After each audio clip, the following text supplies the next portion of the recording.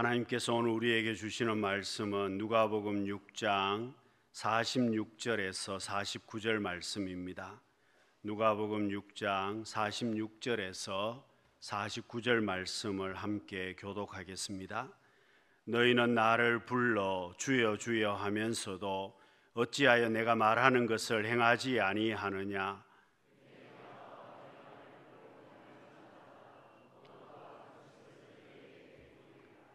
집을 짓되 깊이 파고 주추를 반석 위에 놓은 사람과 같으니 큰 물이 나서 탕류가 그 집에 부딪히되 잘 지었기 때문에 능히 요동하지 못하게 하였거니와 듣고 행하지 아니하는 자는 주추 없이 흙 위에 집 지은 사람과 같으니 탕류가 부딪힘에 집이 곧 무너져 파괴됨이 심하니라 하시니라. 아멘. 좌우에 계신 분들에게 우리 인사하겠습니다. 사랑합니다. 축복합니다.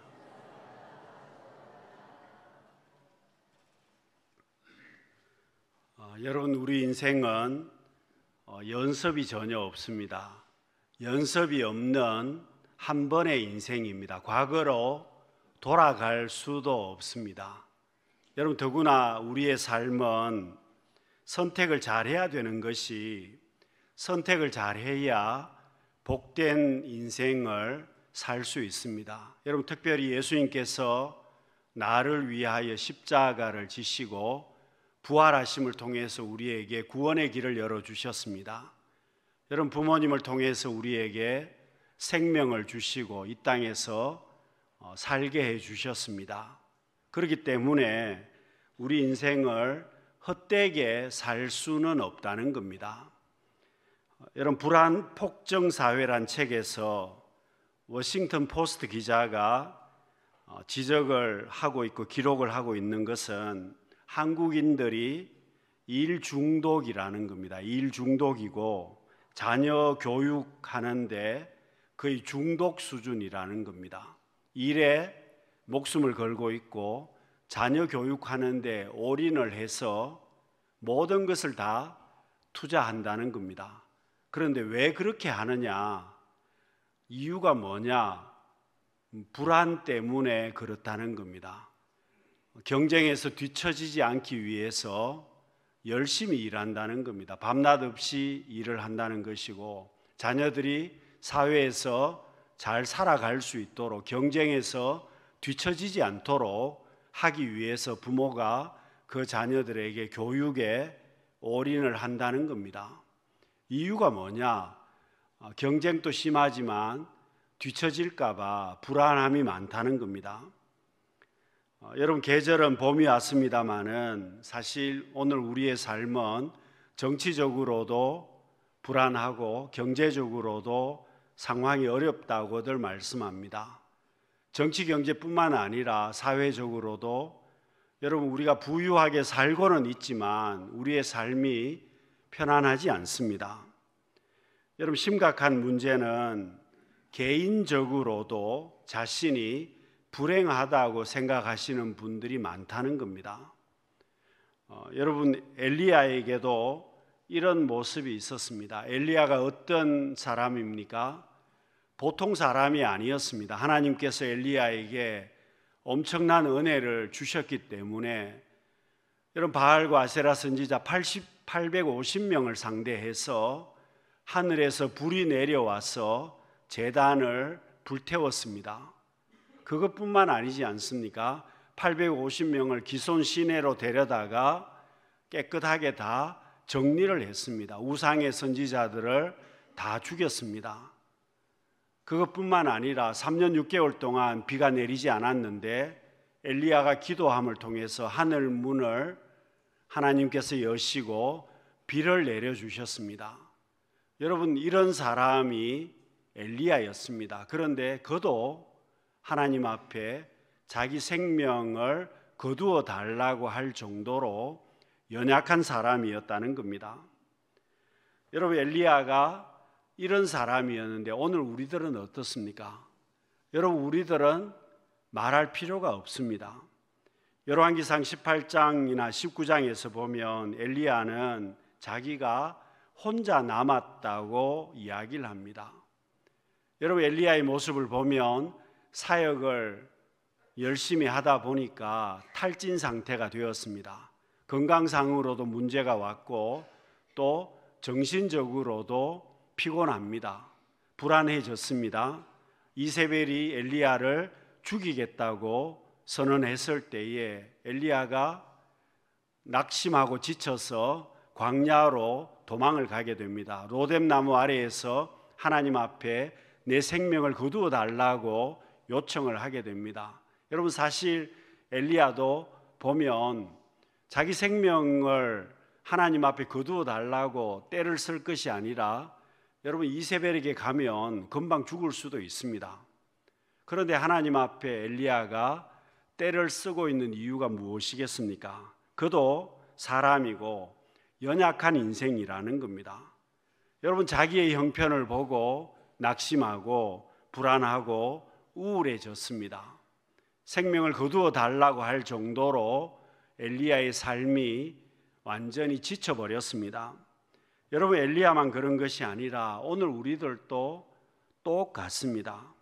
여러분, 살다 보면 문득문득 자기 자신의 삶을 돌아보게 됩니다.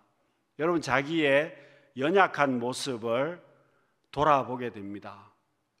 자기의 약점을 더 많이 돌아보게 됩니다. 장점도 참 많은데 우리가 돌아보는 것은 약점과 내가 하지 못한 부분들을 더 크게 본다는 겁니다. 여러분, 돋보기를 들이대면 작은 것이 크게 보이는 것처럼 우리가 내 자신의 약점이나 내가 가지고 있지 못한 것, 부족한 것들을 더 크게 보게 되면 우리도 엘리야처럼 낙심하게 되고 연약함이 드러나게 되고 피곤하게 되고 나중에는 우울하게 되고 하나님 앞에 투정할 수밖에 없는 그런 상황이 된다는 겁니다. 여러분, 내가 왜 이렇게 살아야 되는지 낙심될 때가 있습니다. 나는 쓸모가 없는 존재라고 그렇게 생각할 수도 있습니다. 여러분, 여러 가지 면에 그렇습니다. 건강을 생각해 보면 건강이 좋아지는 사람은 별로 없습니다. 나이가 들면 건강이 나빠지게 되어 있습니다. 아픈 데가 많아지게 되어 있지 않습니까? 건강적으로도 점점 몸이 아파갑니다. 그리고 또 나이가 들어가면 그 나이 때문에 늙어간다는 것이 좀 서럽게 생각되는 분들이 참 많습니다. 그래서 연세 드신 분들이 나이 드는 것이 참 싫다고 하시는 분들이 많습니다. 자기는 옛날에 가을이 그렇게 좋았는데 지금은 가을이 너무 싫다는 겁니다. 낙엽이 뚝뚝 떨어지니까 너무 싫다는 겁니다. 그런데다가 여러분, 돈까지 없으면 남들은 좀 비교적 잘 사는 것 같은데 자기만 왜 이러냐 생각할 수도 있습니다. 여러분, 교회 안에서도 예배 드리고 봉사도 내가 잘 하는데 다른 사람들은 교회 오면 기뻐하고 감사하는 것 같은데 나는 하나님 앞에 예배도 드리고 봉사도 열심히 하는 것 같은데 내가 하나님 앞에 그런 기쁨이나 그런 감사함이 없을 때도 많이 있습니다. 여러분, 5월달 가정의 달입니다마는 부모된 우리가 최선을 다해서 자녀들을 교육시키고 시집장가를 다 보냈습니다. 그런데 자녀들의 모습을 보면 내 마음에 차지 않습니다. 자녀들의 모습을 보면 답답합니다. 여러분, 부모는 최선을 다해서 모든 것을 다 투자해서 올인을 했는데 자녀들은 부모가 보기에는 답답한 면들이 너무 많습니다. 여러분, 그 마음이 자녀들을 보면서 섭섭한 부모들도 사실 많습니다. 이런 상황에서 여러분, 부모들은 나만 혼자 남았다라고 생각할 수도 있습니다. 여러분, 이때 우리가 어떤 생각을 하게 되겠습니까? 불안해지는 겁니다. 마음이 침울해집니다. 경제적으로도 어려움을 겪고 있으면 더 심할 수도 있습니다. 여러분, 지치고 힘들 때 우리가 어떤 생각을 하겠습니까? 여러분, 우리가 생각을 꼭 해야 되는 것은 이런 것들이 당연하다는 겁니다. 여러분, 엘리야가 어떻게 되었습니까? 엘리야도 그랬습니다. 여러분, 우리하고 차원이 다른 그런 엘리야조차도 이런 과정을 다 겪었습니다. 그러면 여러분, 우리는 어떻습니까?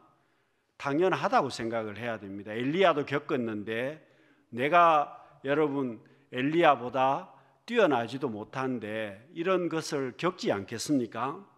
여러분, 사람은 당연히 이런 과정을 겪을 것입니다.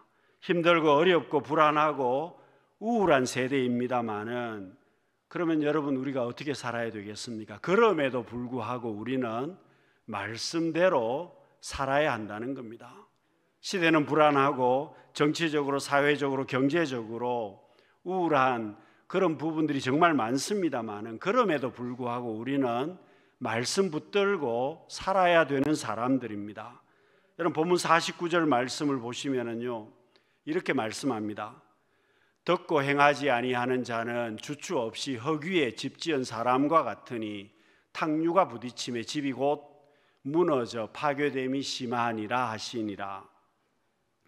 여러분, 똑같이 집을 같이 지었습니다. 그런데 보기에는 똑같은 집 같은데 집이 다릅니다. 탕류가 부딪히면, 홍수가 나서 그 집에 부딪히게 되면 주추를, 기초를 단단하게 한 집은 그 집이 무너지지 않습니다. 기초가 드러나도 그 집이 무너지지 않습니다. 그러나 기초 없이 집을 지은 집은 탕류가 부딪히면 무너진다는 겁니다. 여러분, 철근이 몇 개 없이 지은 집이라면, 기둥이 몇 개 빠져 있는 집이라면 탕류가 부딪히면 무너진다는 겁니다. 여러분, 우리의 믿음도 마찬가지입니다. 똑같은 믿음 같지만 어려운 일이 생기면 그 믿음의 가치가, 진가가 드러나게 되어 있습니다. 여러분, 똑같은 어려움을 당해도 어떤 사람은 그 믿음이 드러나게 되는데 어떤 사람은 포기해버립니다. 여러분, 바리새인들이 자신들의 믿음이 좋다고 생각했습니다. 그런데 예수님께서 바리새인들을 신랄하게 비판하셨을 때에 자기들의 믿음이 드러났습니다. 자기들이 보이지 않는 기초가 드러났습니다. 바리새인들이 어떻게 합니까? 오히려 예수님을 죽이려고 합니다. 자기들의 기초가, 자기들의 그런 바닥이 드러남을 알고 오히려 예수님을 죽이려고 하지 않습니까? 사랑하는 성도 여러분, 오늘 우리는 실패할 수 있지만, 불안할 수 있지만, 우리는 우울할 수 있지만, 그래도 우리에게는 하나님이 계십니다. 여러분, 엘리야가 쓰러졌지만 엘리야에게 하나님이 계셨습니다. 여러분, 역사의 주인공은 내가 아닙니다. 엘리야도 아닙니다. 역사의 주인공은 사람이 아니라 하나님이 주인공이십니다. 창조하신 하나님, 섭리하시고 보존하시고 통치하시는 하나님이 주인공이라는 겁니다. 그래서 여러분, 우리가 불안하고 침울하고 낙심하고 좌절해도 하나님께서 계시기 때문에 괜찮다는 겁니다. 우리가 어떤 일에 성공하려면 여러분, 전문가의 이야기를 들어야 성공하지 않습니까? 여러분, 누가 나를 제일 잘 알겠습니까? 사람이 알지 못합니다. 나를 가장 잘 아시는 분은, 나를 속속들이 잘 아시는 분은 하나님이십니다. 그래서 여러분, 우리가 어떻게 살아야 되느냐? 불안하고 우울하고 침울하기도 하고 낙심되는 그런 부분들이 많이 있지만, 그럼에도 불구하고 우리는 하나님께서 우리에게 주신 말씀대로 살아야 합니다. 세상의 그 어떤 처방보다 말씀을 따라가야 한다는 것입니다. 여러분, 신앙생활은 내 생각이나 환경을 따라가는 것이 아니라 하나님의 말씀을 따라가야 합니다. 그것이 우리의 믿음입니다. 그래서 여러분, 믿음의 사람들은 다 하나님 앞에 말씀 붙들고 살았던 사람들이었습니다.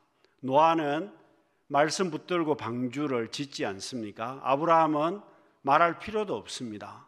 이삭은 말씀대로 순종했더니 씨앗을 심었는데 100배의 수확을 거두었다고 이야기를 했습니다.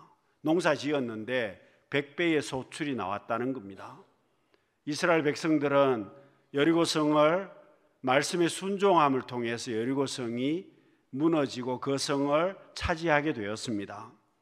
누가복음 오늘 본문 46절 말씀에 보시면은요, 너희는 나를 불러 주여 주여 하면서도 어찌하여 내가 말하는 것을 행하지 아니하느냐. 오늘 우리의 문제를 지적하고 계십니다. 우리의 문제가 뭐라는 겁니까? 주님은 부르면서도, 하나님을 부르면서도 왜 말씀대로 살지 않고 너 생각대로 사느냐? 너가 주님은 잘 부르면서 왜 말씀에 순종하지 않고 너 고집대로 사느냐? 그 이야기입니다. 우리의 문제가 뭐냐? 말씀에 순종하지 않는다는 겁니다. 오히려 말씀을 내 생각대로 빼버린다는 겁니다. 여러분, 집을 짓는데 기둥을 빼버리면 그 집이 어떻게 되겠습니까? 집을 짓는데 철근을 빼버리면 그 집이 어떻게 되겠습니까? 보기에는 똑같은 집이지만 태풍이 불면 그 집은 무너지게 될 것입니다. 사랑하는 성도 여러분, 경제적으로 어렵고 정치적으로 사회적으로 불안하고 어렵고 우울한 시대입니다마는 이때일수록 성도는 말씀을 붙잡아야 합니다. 오늘 우리가 어떻게 살아야 복된 인생을 살 수 있겠습니까? 이때일수록 말씀 붙들고 정직하게 그 말씀에 순종함을 통해서 복된 인생을 살아갈 수 있는 우리 모든 성도님들이 되시기를 바랍니다. 여러분, 우리가 복된 인생길을 가려면 말씀에 순종해서 따라가야 되는데, 만일 내가 지금 말씀에 순종하지 못하고 있다면 멈출 줄 알아야 합니다. 지금 내가 말씀의 방향과 다른 방향으로 가고 있다면 나는 그 방향을 바꿀 수 있어야 한다는 겁니다. 여러분, 때가 있습니다. 성경은 때에 대해서 많은 이야기를 하고 있습니다. 방향을 바꾸는 것도 때가 있습니다. 내가 멈출 수 있는 것도 때가 있다는 겁니다. 하나님께서 내게 은혜를 주실 때 그때 방향을 바꾸고 그때 멈추어야 한다는 겁니다. 그 시간을 지나버리면 멈출 수도 없고 그 시간이 다 지나버리면 나중에는 그 집이 무너지게 될 것입니다. 여러분, 현대인들의 문제는 잘못된 것을 알면서도 잘 멈추지 않습니다. 이것이 문제라는 것을 알면서도 자기 생각대로 가버린다는 겁니다. 이것이 하나님의 말씀과 위배되는 것을 알면서도 자기 생각대로 고집스럽게 그대로 밀고 가버린다는 겁니다. 사랑하는 성도 여러분, 내가 하나님의 자녀된 삶을 살고 있으면서도 여러분, 하나님을 나의 아버지로, 주님을 나의 주님으로 말하고 있으면서도 여러분 말씀에 순종하지 않고 있다면 지금 우리가 멈추고 방향을 바꾸어야만 합니다. 성경을 보시면 말씀의 방향을 바꾼 사람이 나옵니다. 바로 삭개오입니다. 여러분, 삭개오가 예수님을 만나기 위해서 나무 위로 올라갔습니다. 여러분, 나무 위에 올라가서 예수님을 바라보고 있는데 예수님께서 삭개오의 마음을 아시고 삭개오에게 나무에서 내려오라고 말씀하십니다. 그런데 여러분, 삭개오에게 예수님께서 나무에서 내려오라고 하신 말씀은 표면적으로 나무에서 내려오라는 것뿐만 아니라 지금까지 삭개오가 가던 방향에서 방향을 바꾸라는 겁니다. 지금까지 자신의 욕심으로만 살아오던 그 삶을 욕심을 내려놓으라는 겁니다. 지금까지 자기 고집대로 살던 것을 이제는 멈추라는 그런 말씀입니다. 그때 삭개오가 방향을 바꾸고 멈추었을 때에 예수님께서는 구원이 내 집에 이르렀다고 말씀하십니다. 사랑하는 성도 여러분, 믿는 사람들이 잘 믿는다고 말하면은 무엇이겠습니까? 실력 있는 믿음이라고 말한다면 무엇이겠습니까? 실수하지 않는 것이 아니라 내가 멈출 줄 알고 방향을 바꿀 수 있는 사람이라는 겁니다. 사랑하는 성도 여러분, 지금 나의 상황이 우울하고 불안하지만 우리 믿음의 사람들은, 말씀 붙들고 나가는 사람들은 주님 안에서 소망을 가져야만 합니다. 여러분, 우리는 불안하지만 소망이 있는 사람들입니다. 현재 어렵지만 소망이 있는 사람들입니다. 내가 지금 침울하기도 하고 낙심되지만 여전히 내게는 소망이 있습니다. 왜냐하면 하나님께서 계시기 때문에 그렇습니다. 여러분, 쓰러져 있는 엘리야를 주님께서 다시금 회복시켜 주십니다. 여러분, 엘리야는 쓰러져 있지만, 엘리야는 포기했지만 하나님께서 엘리야를 포기하시지 않습니다. 여러분, 오늘 우리도 마찬가지입니다. 나는 포기하려고 하는데 하나님이 나를 포기하시지 않습니다. 나는 쓰러져 있는데 하나님이 나를 붙잡아 주신다는 겁니다. 여러분, 은혜가 무엇이겠습니까? 은혜라고 말할 수 있는 것은, 여러분, 지금 상황은 힘들고 어렵고 불안하고 우울한데, 쓰러졌는데, 현재 상황은 제대로 되는 것이 없는데 은혜가 뭐겠습니까? 그런데도 불구하고 나는 잘 살고 있습니다. 여러분, 이게 은혜입니다. 지금 상황이 어렵다고들 말하면서도 나는 내가 할 것 다 하고 있습니다. 그러면 여러분, 나는 지금 하나님의 은혜를 많이 누리고 있는 것입니다. 여러분, 그것을 우리는 깨달아야만 합니다. 여러분, 콩쥐팥쥐 이야기를 보시면은요, 밑 빠진 독에 물을 채우라고 이야기를 합니다. 그런데 여러분, 밑 빠진 독에 어떻게 물을 채우겠습니까? 그런데 두꺼비가 나타나서 그 밑 빠진 독에 물을 채울 수가 있게 되었습니다. 그렇습니다. 여러분, 하나님의 은혜는 내 힘으로 되는 것은 아닌데 하나님께서 이 모양 저 모양으로 나를 붙잡아 주셔서 잘 살고 있다는 겁니다. 그렇습니다. 현재 상황도 좋지 않지만 그럼에도 불구하고 나의 자리가 유지되고 있고, 현재 어려워도 우리는 여전히 살고 있습니다. 그렇기 때문에 여러분, 우리는 하나님의 은혜를 지금 누리고 있는 사람들입니다. 여러분, 열왕기상 19장 5절과 7절에 보시면은요, 천사가 와서 쓰러져 있는 엘리야를 어루만져 줍니다. 하나님께서 엘리야를 어루만져 주십니다. 여러분, 이 어루만지다는 말은요, 요즘 기계도 많이 나와 있습니다. 여러분, 지압하는 기계도 많이 있지 않습니까? 지압을 하면 지압하는 기계가 사람을 만져주는 겁니다. 그렇듯이 하나님께서 우리를 만져주시면 우리가 회복이 됩니다. 여러분, 동물도 그렇습니다. 사람이, 주인이 만져주면 동물이 얼마나 좋아합니까? 똑같은 겁니다. 하나님께서 우리를 만져주시면 우리는 복 있는 삶을 살 수 있고 회복이 된다는 뜻입니다. 고린도후서 4장 8절 말씀을 보시면은요, 우리가 사방으로 우겨삼을 당하여도 쌓이지 아니하며 답답한 일을 당하여도 낙심하지 아니하며.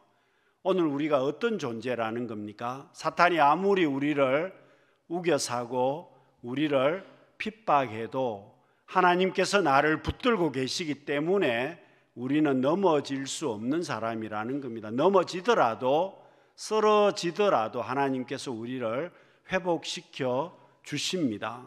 사랑하는 성도 여러분, 지금 힘이 들 수 있습니다. 지금 우리의 삶이 낙심할 수도 있습니다. 지금 나의 삶이 심각하게 불안할 수도 있습니다. 여러분, 상황이 좋지 못할지라도 복된 성도는 말씀 붙들고 살아가는 성도입니다. 여러분, 이유 없이 복을 받는 사람은 아무도 없습니다. 여러분, 구원은 하나님의 은혜로 받습니다. 내가 구원은 하나님의 은혜로, 믿음으로 내가 받지만 이 땅에서 살아가면서 하나님의 축복은 그냥 되는 것이 아니라 씨앗을 뿌리고 심어야만 합니다. 성경은 여러분, 씨앗을 심어야 된다고 계속해서 말씀합니다. 무슨 이야기겠습니까? 씨앗을 뿌려야 열매를 거둘 수 있다는 겁니다. 여러분, 봄에 씨앗을 뿌려야 가을에 열매를 거둘 수 있습니다. 여러분, 5월달 가정의 달을 보내면서 어떤 씨앗을 뿌려야 우리가 복된 인생을 살 수 있겠습니까? 우리 가족들에 대해서 여러분 사랑으로 순종하는 시간들이 있어야 될 것입니다. 여러분 6월 1일 축복의 날을 앞두고 우리가 복음의 씨앗을 뿌려야 할 것입니다. 여러분 씨앗을 뿌린다면 그 씨앗은 반드시 열매를 맺게 되어 있습니다.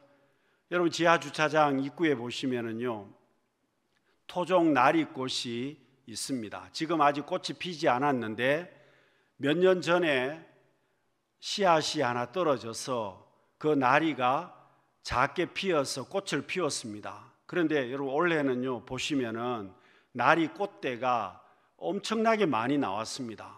원래 그 꽃이 떨어졌던 그 자리는 엄청나게 굵은 나리 꽃대가 지금 올라와 있습니다. 6월 달이 되면 나리 꽃이 피게 될 것입니다. 그렇습니다. 어디에서 날라왔는지 씨앗 하나가 떨어져서 지금 엄청난 나리 꽃대가 올라와 있고 조금 지나면 많은 꽃들이 피게 될 것입니다. 여러분 꽃만 피겠습니까? 나중에 그 씨앗이 또 많은 열매를 맺게 될 것이고 결국은 더 많은 꽃들이 나중에 피게 될 것입니다. 사랑하는 성도 여러분, 오늘 우리의 삶이 불안하고 연약하지만 힘들고 어렵고 우울할 수도 있습니다. 그렇지만 오늘 우리는 말씀대로 살아야 되는 사람들입니다. 내가 말씀에 정직하게 순종하면 하나님께서 우리의 삶을 복되게 하실 것입니다. 우리가 하나님 앞에 순종해서 씨앗을 심으면 그 씨앗이 30배, 60배, 100배의 열매를 맺게 될 것입니다. 그 축복을 누리는 복된 인생을 살아갈 수 있는 우리 모든 성도님들이 되시기를 바랍니다. 기도하겠습니다. 사랑이 많으신 하나님 아버지, 우리의 삶이 불안하고 연약하고 힘들고 어렵지만 내가 말씀 붙들고 정직하게 순종하게 하여 주셔서 하나님께서 축복해 주시고 복된 열매를 주시며 하나님께서 놀라운 은혜를 베풀어 주시는 그 은혜를 누리는 우리 모두가 되게 하여 주옵소서. 예수님 이름으로 기도드립니다. 아멘.